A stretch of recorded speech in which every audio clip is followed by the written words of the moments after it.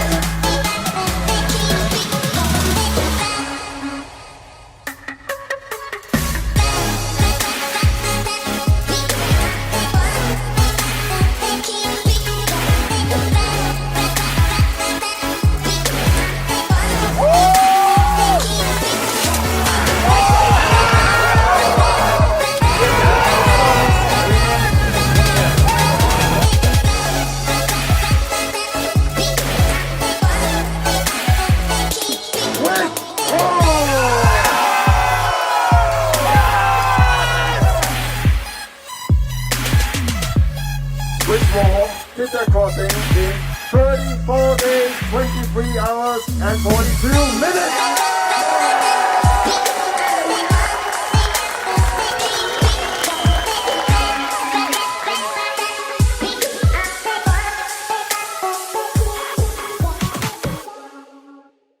The story of Team Swissrow started more than 3 years ago when I was an ordinary student at the university.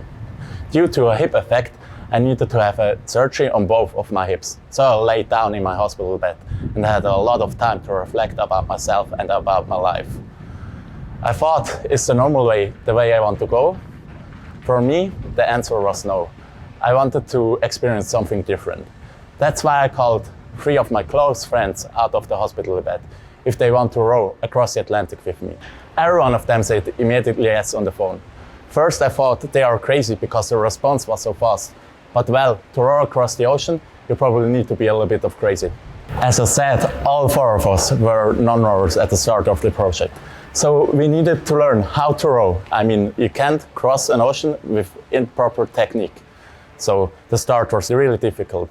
As you see, we flipped in boats. Even one time we had a transformation from a rowing boat into a submarine because we were just too heavy for the rowing boat. But somehow, with good preparation, we managed to learn to row till the start of the race. To learn how to row was not the only challenge we faced. We also need to fund our venture. Unfortunately, none of our team members had big saving on his bank accounts or parents who can help to get in touch with business people. So we need to fund all the stuff by ourselves. Imagine you're the owner of a company and they're walking 4 non-rowers in, say they want to win the hardest rowing race in the world. What would you say to them? Would you give them money? I don't know. As if this wasn't hard enough, also the corona pandemic started, so every company was really tight with their budget. But somehow, also with some help from others, we managed to raise the venture for our project. Let's talk a little bit about the race. As I already said, it's called the toughest rowing race in the world. And that's because it leads 5,000 kilometers across the Atlantic. It starts in La Gomera and ends in Antigua. Everything in the race is self-supported. That means you need to bring all your equipment by your own. For example, we had more than 400 kilograms of freeze-dried food with us.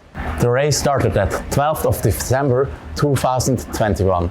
There were 36 teams all over the world. When we were at the start line, we saw professional rowers, 2-meter men, and world champions in coastal rowing.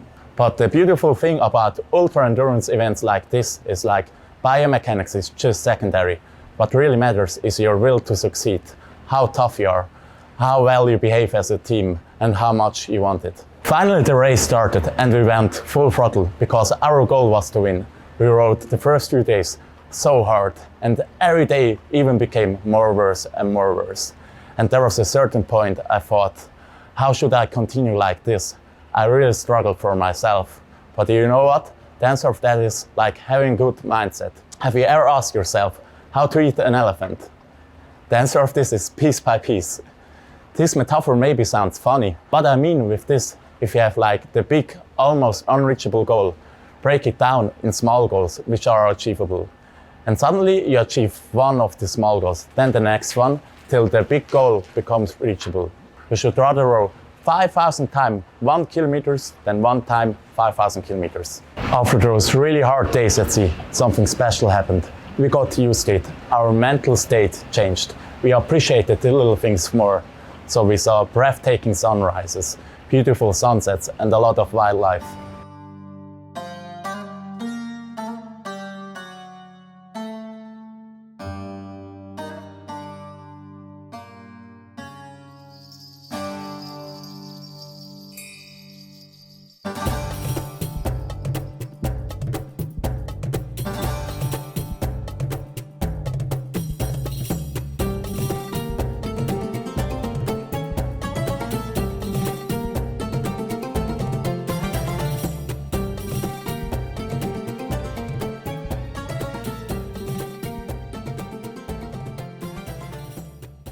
I also took for my personal motivation at sea every day my food ration 1 bar of Snickers because I really like them at land. As some of you maybe know, the taste of food also changed at sea. So what happened? I didn't like the Snickers bar anymore. But luckily I had like 3 really good friends with me on the boat, so we traded a lot with food. I also had 2 pairs of headphones with me at sea in case one of them broke. The headphones were worth about 100 Swiss francs and I traded them against a pack of sweets of my friend worth 2 Swiss francs. But you know what? It was the best deal of my life because I can't eat headphones. And my motivation was really high after those sweets. After really hard 34 days at sea, we saw the island of Antigua the first time. Actually, we saw first the light pollution above the island because it was night. Euphoria ran high in the team and adrenaline pumped through our veins. So we rowed really hard because our pulse was really high. And we arrived really fast. And the nice thing is, we arrived with the sunrise and finished the finish line. Everything was so overwhelming. My first step on real land felt really weird because everything was shaking and I thought I'm on a floatable raft. But it wasn't a raft as I saw. The next day I went back and I saw everything was out of solid concrete. It was just my imagination that everything was shaking. Now I'm standing here and almost 4 months have passed since the finish of the race. Sometimes I reflect a little bit about myself and ask myself what remained from the race and why we have been so successful as a team. The answer to this is we set the big same goal in the team and we set up good priorities.